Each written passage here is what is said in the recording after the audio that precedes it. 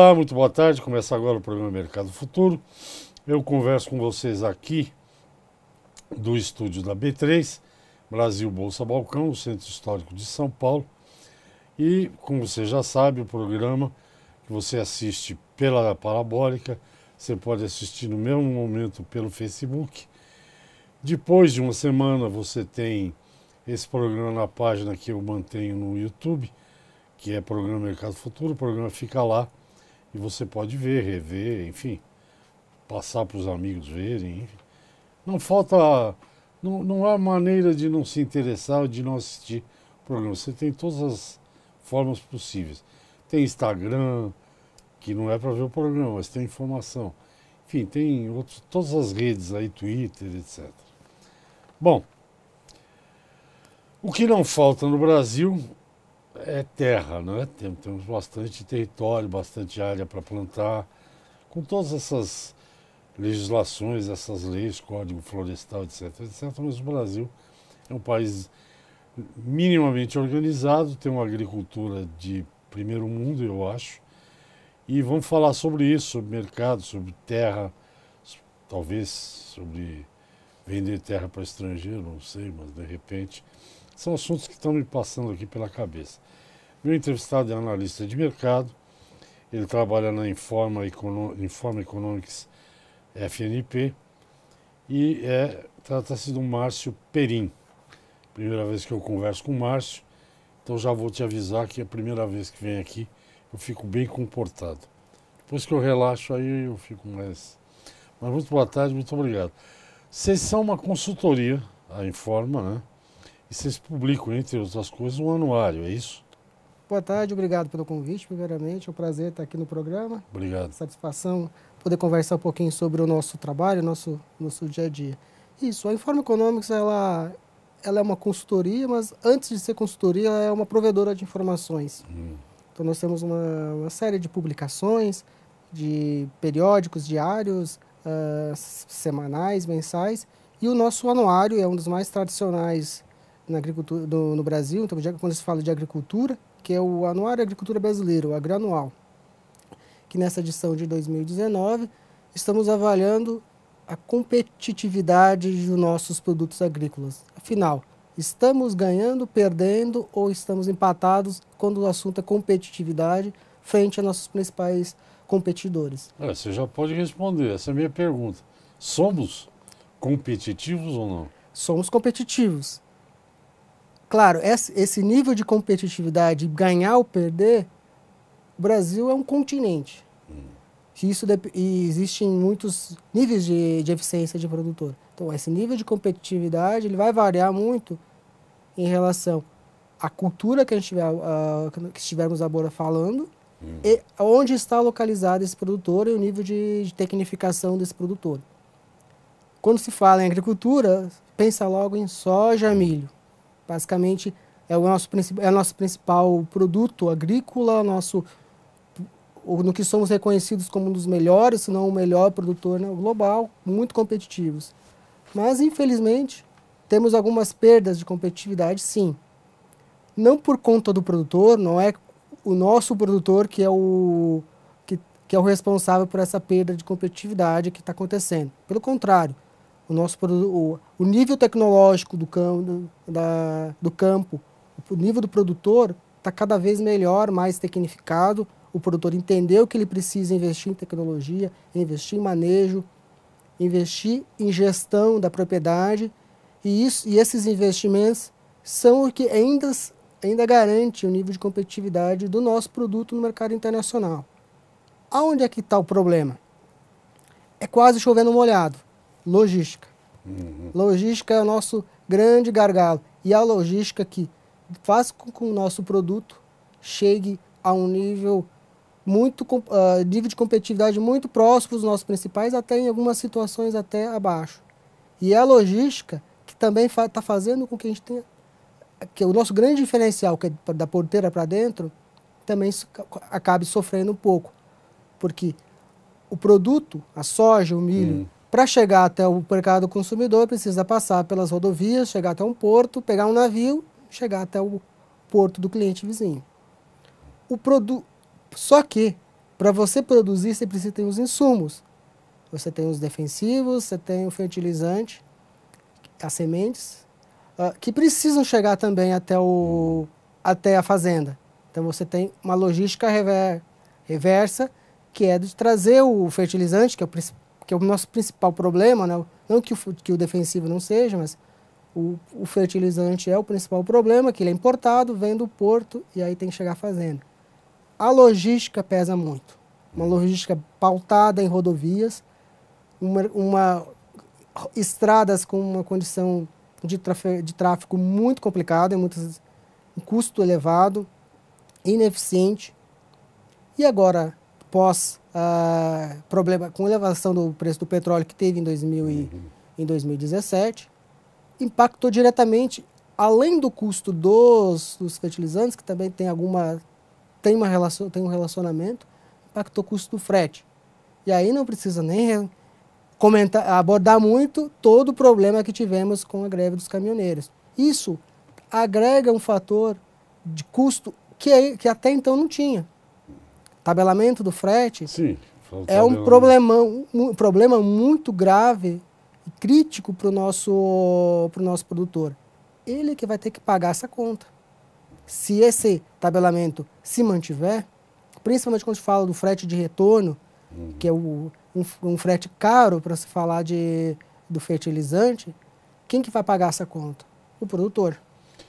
Eu tenho a impressão, Márcio, que é mais fácil nascer cabelo na minha cabeça do que asfaltarem os 100 quilômetros da BR-163, né?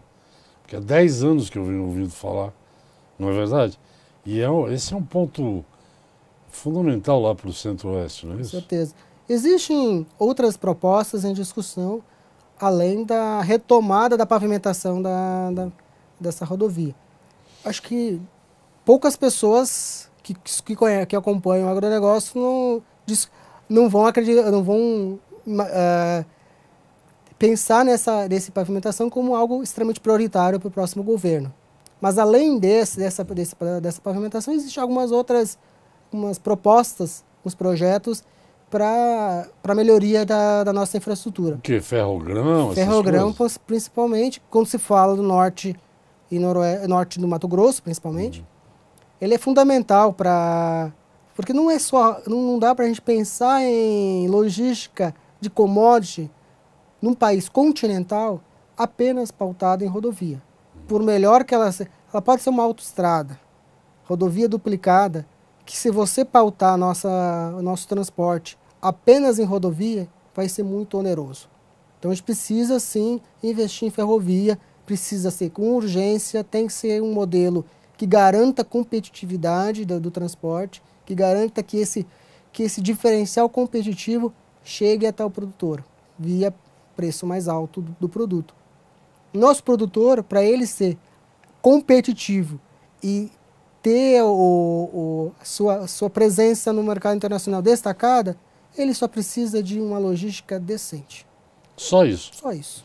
Nós vamos já ao primeiro intervalo, Márcio. Não, porque a competitividade tem várias maneiras de olhar, né? Por exemplo, eu me surpreendi faz algum tempo aqui, acho que ano passado, que o estado de São Paulo, por exemplo, está aumentando, devagarinho, está aumentando a produção de soja. E eu tive com um produtor aqui dessa região aí que estão plantando grãos. E é curiosíssimo, porque para você ter rentabilidade produzindo soja em São Paulo, quando produz pouco é 70 sacas por hectare, né? Isso é pouco, a média é 90, um pouco mais que isso, por aí, pelo que eu entendi. Mas já a gente volta a conversar. Eu falo com o Márcio Perin, analista de mercado da Informa Economics FNP, e nós voltamos rapidamente. Até já. Ok, estamos de volta, eu e o Márcio Perin, analista da Informa Economics FNP, falando aí da competitividade. Claro, eu não sei como é que isso faz, porque o Brasil pode ter rodovia, ferrovia e hidrovia, tem os três, né? A rodovia é cara e também difícil de investimento. Ferrovia demora mais ainda. Uma ferrovia para retornar o quê? 20, 30 anos por aí. Hidrovia eu não sei, mas quando você vai para os Estados Unidos e vê aquele mar de barcaça, dá uma inveja danada, pelo menos para quem mexe com soja e milho, né? Exatamente. E a hidrovia, que é o grande diferencial competitivo em termos de logística nos Estados Unidos e também no nosso concorrente, nosso vizinho, Argentina. Argentina. É a logística, a hidrovia é o transporte, é o mais barato, é o mais rápido e o mais eficiente transporte de cargas. Só que não é em qualquer lugar que você coloca uma hidrovia. São Paulo tem nós temos uma hidrovia em São Paulo, que é a rodovia do Tietê, hidrovia do Tietê. Quando ela parou, quando deu aquele problema da seca, gerou um caos danado no transporte de soja e no complexo soja, farelo e milho até o porto. A carga ali do Mato Grosso, um pouco do Mato Grosso do Sul, do Goiás e São Paulo, utiliza desse modal principalmente de São Paulo e Goiás, usa esse modal e uma parte do Mato Grosso também para descer até Santos. Parou a hidrovia, é um caos danado, porque é um transporte muito mais competitivo, você precisa de barcaças e terminais de transbordo, é muito mais barato. A rodovia, em relação à ferrovia, que é onde você realmente pode implantar uma ferrovia e implantar uma rodovia. Implantar uma rodovia é mais barato do que implantar uma ferrovia, né? Você tem a ferrovia é muito mais complexo e na rodovia você transporta pessoas, transporta carga, tem um transporte mais pulverizado e você consegue transportar menor volume. Na ferrovia, para você viabilizar uma ferrovia, você precisa ter carga e um volume grande de carga. Então não é qualquer local que você consegue viabilizar uma ferrovia. No Brasil nós temos trechos de ferrovia que estão praticamente abandonados porque o volume de carga não é expressivo, porque você tem curvas, uma ferrovia com muitas curvas que gera muitas manobras, que acaba não sendo tão interessante utilizar ela e você acaba transportando por rodovia que você vai mais direto. Então, a logística ela é um pouco complexa, não é uma coisa tão simples de se pensar. Mas quando se fala em grandes distâncias, em projetos de longo prazo, ela é uma alternativa que deve estar em pauta prioritária. Principalmente quando se fala do Mato Grosso. O Mato Grosso, ele tem um grande diferencial competitivo em termos de potencial de produção, de ter escala, de adoção de tecnologia, mas ele carece de uma logística eficiente. A soja consegue contornar um pouco essa logística onerosa, questão de produtividade, de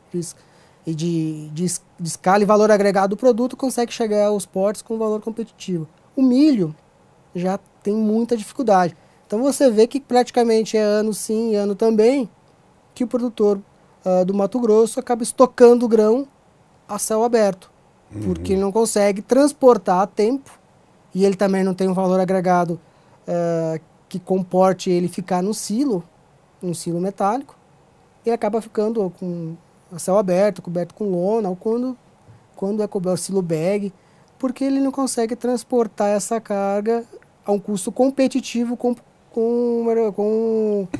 os competidores internacionais. É curioso, né, Márcio? Com todas essas dificuldades, você vai, por exemplo, na Argentina, você anda um pouquinho tem um porto, anda outro pouquinho tem outro porto. O Brasil tem até mais do que tinha há alguns anos. Tem Santos, tem Paranaguá, que são, acho que, os principais, mas tem no Rio, tem outros portos, no Espírito Santo, Santa Catarina. Eu sempre me pergunto o seguinte, não sei se você lá no teu trabalho na Informa, como é que o Brasil consegue exportar, por exemplo, quase 3 milhões de sacas de café por mês? Tudo bem que é Minas, São Paulo, né? Mas é um bocado de saca, né, para se exportar. O café, a logística ferroviária, ela tem um peso menor. Porque a gente estamos falando o saca de soja, hoje, R$70, oscila vamos falar em grandes números, que ela tem oscilado de R$50 a R$80 por saca nos últimos 2, 3 anos. Um valor que às vezes R$ 80 parece um valor alto, mas não é, é baixo perto de uma saca de café. Sim. Então você... Que está ruim, está 400. Que está ruim, R$ 400. Então você imagina que transportar, e o transporte o transporte de carga, ele é medido por quilos, né, por massa que você transporta. Então, transportar 1 quilo de café em termos de custo é quase o mesmo valor que transportar uma saca de soja.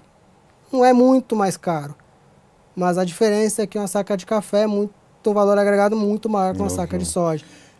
Então, a logística, o peso logístico, ele é menor quando se fala em café do que quando se fala em soja e milho. Milho é mais crítico ainda, que é um valor muito mais baixo Como ainda. é que o Brasil exportou ano passado 30 milhões de toneladas de milho? Não foi?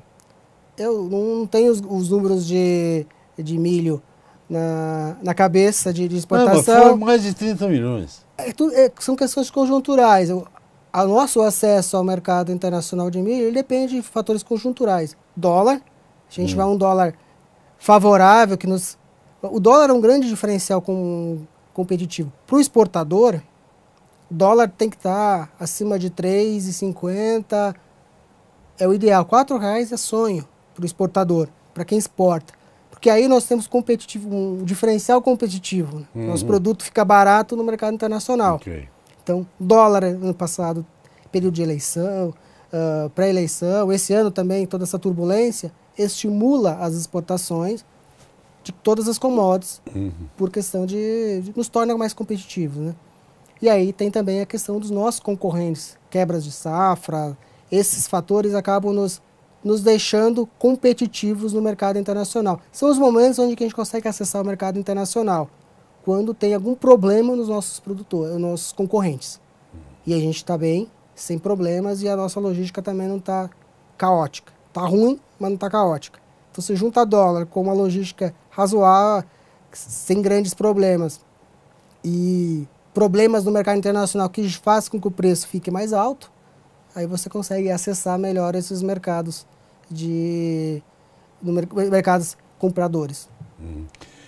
O dólar tem o lado que o Brasil importa 90%, sei lá, dos fertilizantes, né? R$ 4 para exportar é bom, mas o fosfato, o nitrogênio, sobe. E aí volta toda a discussão de como seria bom, como o produtor sonha que a nossa produção de fertilizantes fosse internalizada. Né? Tem toda uma discussão de precisaria se internalizar. Isso é um problema, realmente o dólar onera nessa ponta, e aí o produtor precisa ter a gestão muito bem pensada na cabeça, para que, principalmente o quesito comercialização, fazer suas travas de comercialização, travas de compra de fertilizantes em momentos adequados, momentos onde que a curva seja favorável para ele do fertilizante, e fazer as fixações de venda da produção para aí garantir uma comercialização. Produtor que consegue ter uma boa gestão, a gente fala financeira, né, que é onde que ele consegue balancear os seus pagamentos e recebimentos, fazer uma boa gestão desse fluxo de caixa, esse produtor ganha dinheiro. Ele conseguir... Normalmente quem faz isso com bastante tempo é produtor de algodão, produtor de soja, né? Esses têm uma boa gestão. Produtor de soja, para mim, produtor de soja e de milho é uma coisa só. Ninguém produz só soja ou só milho. Até porque eles fazem rotação, tem que fazer, né? Safra e safrinha. Vamos para um intervalinho, a gente já volta, já é o último bloco. Converso com o Márcio Perin, da Informa Economics/FNP, falando sobre o mercado dos produtos que vocês mexem. A gente volta já, até já. Ok, estou de volta. Aqui ao meu lado o Márcio Perin, da Informa Economics FNP, falando da competitividade brasileira e tal.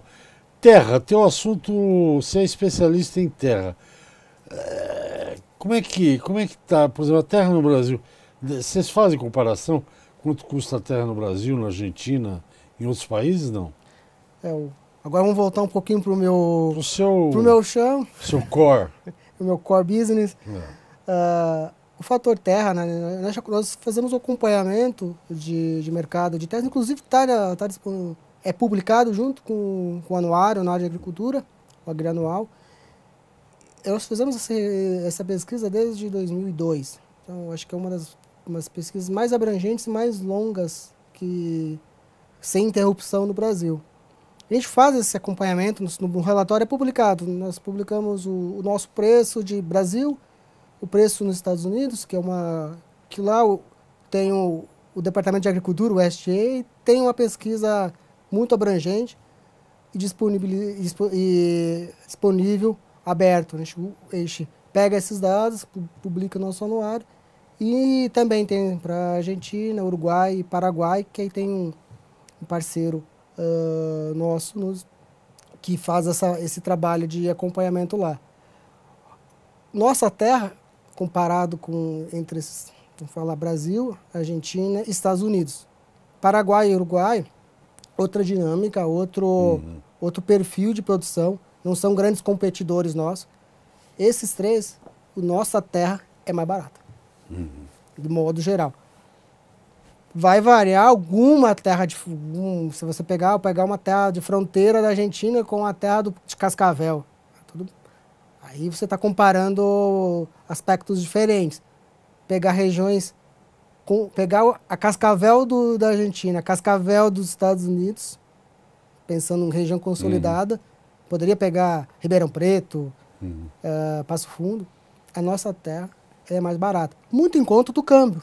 O câmbio nos ajuda a exportar e nos torna competitivos também quando a gente olha o investidor estrangeiro. O que valoriza ou desvaloriza a terra?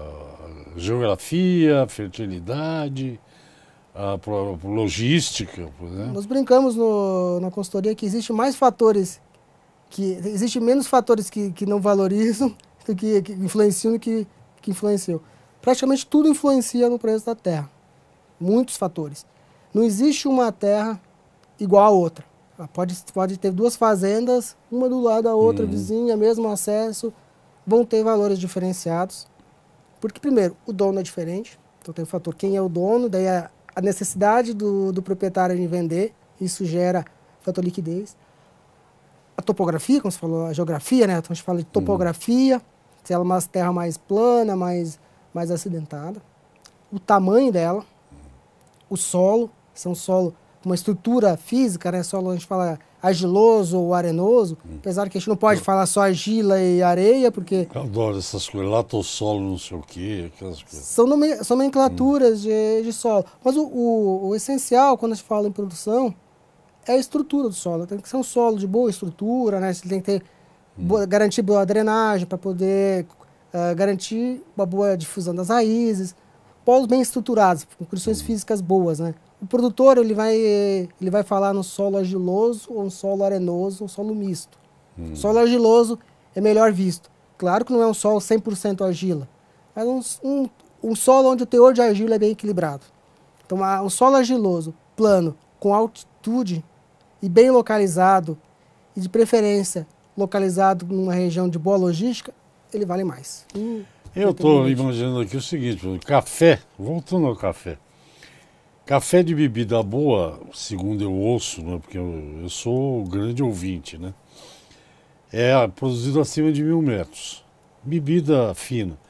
Então imagino que uma fazenda de café num terreno mais alto deve valer mais do que 500 metros de altura. Com certeza. É mais ou menos assim que funciona. Com certeza. Se essa terra tiver a 1.000 metros e possibilitar a mecanização, excepcional. Aí ela vale mais do que o café. Vale mais do que o café. Porque o essencial, hoje a mão de obra é essencial quando se fala em café. Colheita mecanizada é uma tendência. A agricultura, de modo geral, ela sofre com a disponibilidade de mão de obra. Além da logística, né, quando eu falo de competitividade, o fator mão de obra, mecanização e disponibilidade de mão de obra é outro fator crítico. Principalmente a gente fala de laranja, a gente não comentou muito de laranja. São Paulo é o maior produtor de laranja do Brasil e, quiçá, do mundo.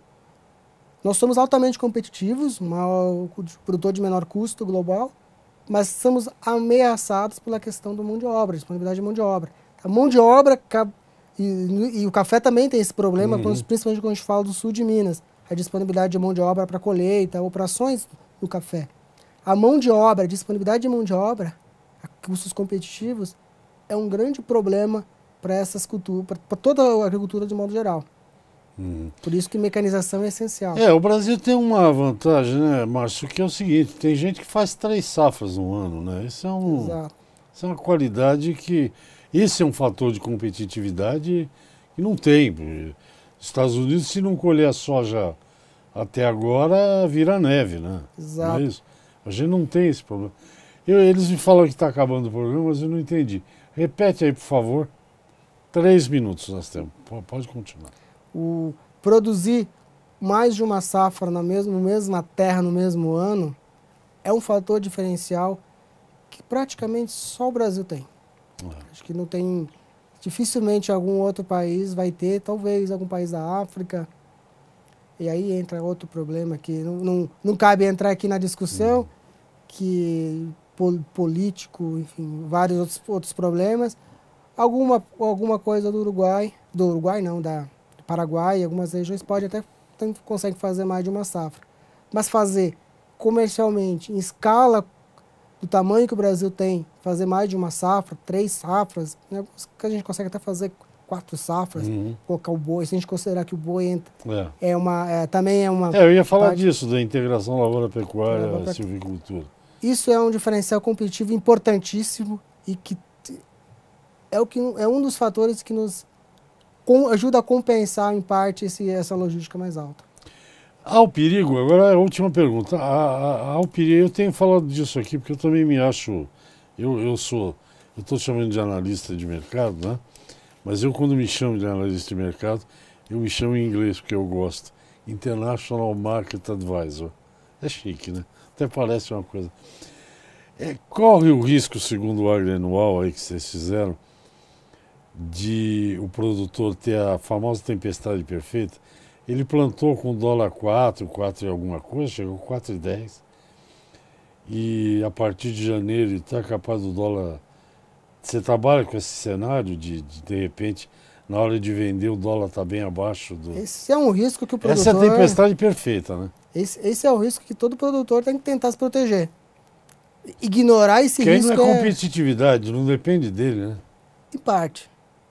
Por isso que existem os instrumentos financeiros de proteção. Os hedges, Sair sem proteção é sempre perigoso. Então, fazer um hedge bem feito é fundamental para garantir a sua... Claro, depois que não fez, tem pouca coisa a ser feita. Particularmente, eu não acredito que o dólar vai cair muito. Ano que vem a gente tem uma turbulência internacional muito grande. Mas todo mundo que se arrisca a prever dólar... não. Eu não prevejo dólar jamais. Você faz muito bem. Mas mostra que você é um analista sábio. O importante é o quê? Não querer especular. Produtor, ele é produtor. Tá certo. O especulador está na bolsa, está atrás do monitor. Está dando liquidez ao mercado. Está dando liquidez. Use o especulador para lhe garantir liquidez. Faça o dever de casa. Trave rentabilidade. Trave margem. Garantir o preço do produto. Garantindo uma margem que ele considere justa. Trave ao menos uma parte, garanta o seu custo, sobreviva. É mais importante em momentos de adversidade sobreviver. Nos momentos de bonança você ganha dinheiro. Eu indico aqui, por exemplo, o cara vai produzir 100 mil sacas de alguma coisa, faz uma trava de 30%, já garante o custo do ano que vem. Nosso tempo acabou. Márcio, muito obrigado, espero que você tenha gostado. Se gostou, pode voltar. Se não gostou, ficam minhas desculpas aqui. Mas a conversa é boa, a gente pode repetir. Obrigado, até a próxima. Obrigado, uma satisfação participar. Estamos à disposição para novas oportunidades. Então tá ok, obrigado. Gente, é isso, amanhã tem mais. Tchau, tchau, até lá.